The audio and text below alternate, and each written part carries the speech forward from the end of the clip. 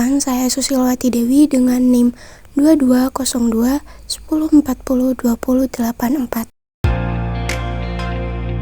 Pemerolehan bahasa pertama merupakan proses di mana anak mendapatkan bahasa ibunya, berlaku mulai masa kanak-kanak hingga masa puber atau akil balik. Pemerolehan bahasa merupakan di mana ketika seorang anak secara alami atau tidak disengaja belajar dan mengembangkan bahasanya, baik itu bahasa pertamanya, kedua, atau yang lainnya. Terdapat dua faktor utama. Yang pertama yaitu pengenalan bahasa pertama atau bahasa ibu dan pengenalan bahasa kedua. Pemerolehan bahasa merujuk pada pemerolehan bahasa pertama yang akan mengkaji pemerolehan anak terhadap bahasa ibu mereka.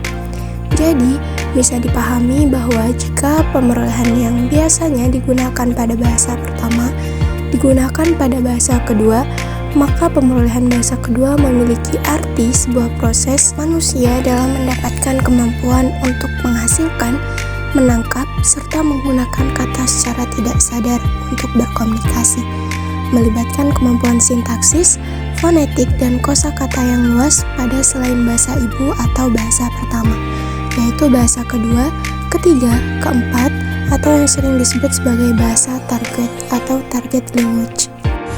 Perkenalkan, nama saya Betana Ginting dengan NIM 22021 0402 131. Pemerolehan bahasa kedua menurut Stephen Krashen. Sebab pemerolehan bahasa hanya bisa didapat oleh mereka yang masih belajar bahasa ibu. Jadi menurutnya, bila pemerolehan bahasa ini masih dianggap pantas disematkan bagi pelajar dewasa, itu sama saja dengan memaksakan kehendak.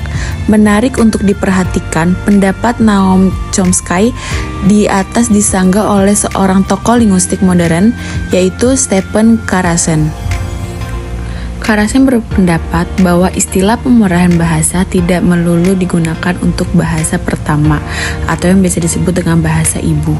Istilah pemerolehan juga mungkin disematkan pada bahasa kedua.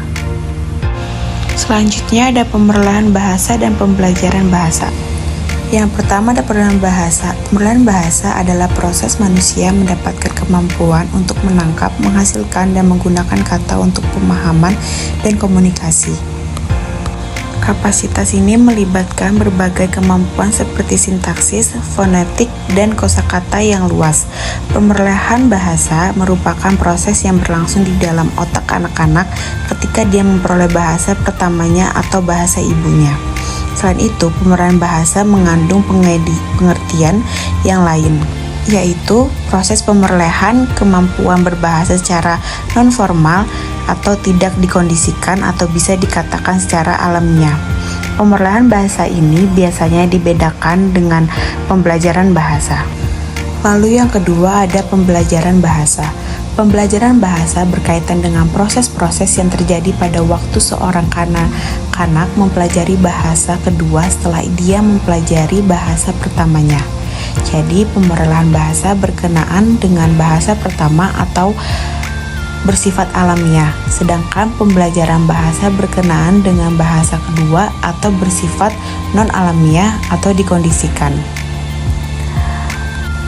Hornberger and McKay pada tahun 2010, fenomena atau permasalahan yang penulis temukan adalah masih banyak siswa yang kesulitan untuk menggunakan bahasa Indonesia dengan baik dan benar pada saat proses pembelajaran di kelas berlangsung.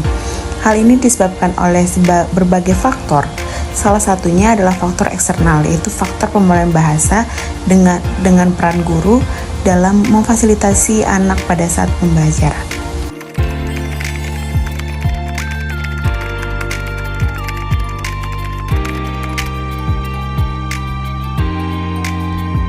Hipotesis pemerolehan pembelajaran.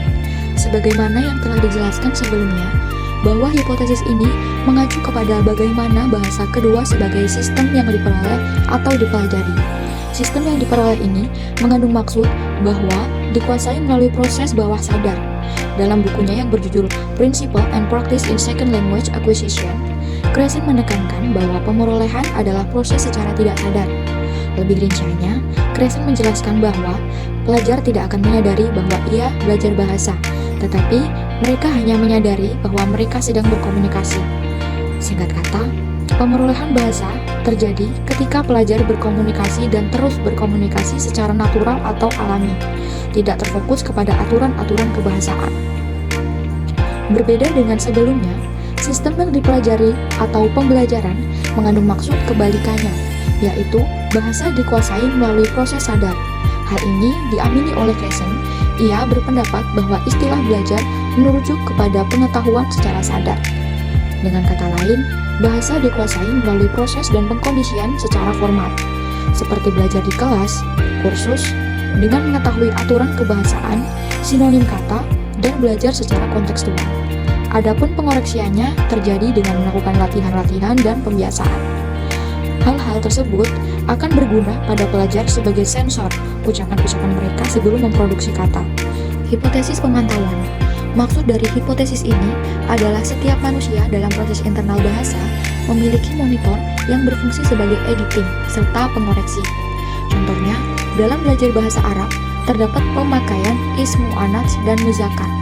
Monitor akan muncul dalam pemikiran seseorang untuk mempertimbangkan kapan pelajar menggunakan haza atau hazi. Hipotesis monitor berpendapat bahwa pemerolehan dan pembelajaran digunakan dengan cara yang sangat kompleks dan spesifik. Biasanya, pemerolehan memulai dengan membuat para pelajar berucap atau berbicara bahasa kedua atau bahasa target dan bertanggung jawab atas kefasihan dalam berbicara. Sedangkan, belajar memiliki hanya satu fungsi, yaitu sebagai monitor atau editor. Walaupun dimasukkan di dalamnya permainan atau belajar sambil bermain, tetap saja seseorang hanya akan melakukan perubahan dalam suatu ucapan. Hipotesis alamiah. Dalam hipotesis ini, Crescent menyatakan bahwa struktur bahasa dapat diperoleh dengan urutan ilmiah yang dapat diperkirakan. Beberapa struktur tertentu cenderung muncul lebih awal daripada struktur yang lain dalam pemerolehan bahasa. Contohnya, ada pada struktur fonologi. Dalam struktur fonologi, anak cenderung memperoleh vokal-vokal seperti A sebelum akhirnya menyentuh vokal yang lain seperti vokal I dan U. Konsonan depan lebih dahulu dikuasai oleh anak daripada konsonan belakang. Urutan alamiah seperti ini tidak saja terjadi pada masa kanak-kanak, tetapi juga akan terjadi pada masa dewasa. Hipotesis pemasukan. Hipotesis ini menjelaskan bahwa pembelajaran bahasa kedua dianggap akan terjadi jika siswa yang mendapatkan informasi atau mendapatkan pengetahuan setingkat lebih tinggi daripada yang telah dikuasainya. Dengan kata lain, pelajar harus mendapatkan setingkat hal baru yang belum diketahuinya. Hipotesis ini memiliki rumusan I plus 1, I memiliki maksud sebagai input, sedangkan 1 memiliki maksud sebagai kompetensi setingkat daripada sebelumnya. Jika I plus 2, maka pelajar akan merasakan kesulitan dalam belajar bahasa. Beda lagi dengan I plus 0, pelajar akan malas belajar, sebab pembelajaran dilakukan dengan pengetahuan sebagai input yang sudah dikuasai oleh siswa. Hipotesis efektif filter.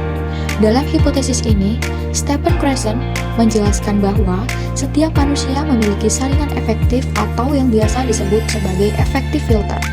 Saringan inilah yang memberikan rasa takut, rasa malu pada seorang pelajar. Seorang pelajar bahasa yang memiliki motivasi rendah, kepercayaan yang tinggi, dan kecemasan lebih rendah akan lebih mungkin untuk berhasil dalam pemerolehan bahasa. Namun sebaliknya, jika pelajar bahasa tidak memiliki beberapa hal yang disebutkan dalam dirinya, maka terwujudlah sebuah variabel emosional yang positif. Selanjutnya, menurut Crescent, saringan atau filter ini akan menghambat siswa dalam menerima dan memproduksi bahasa.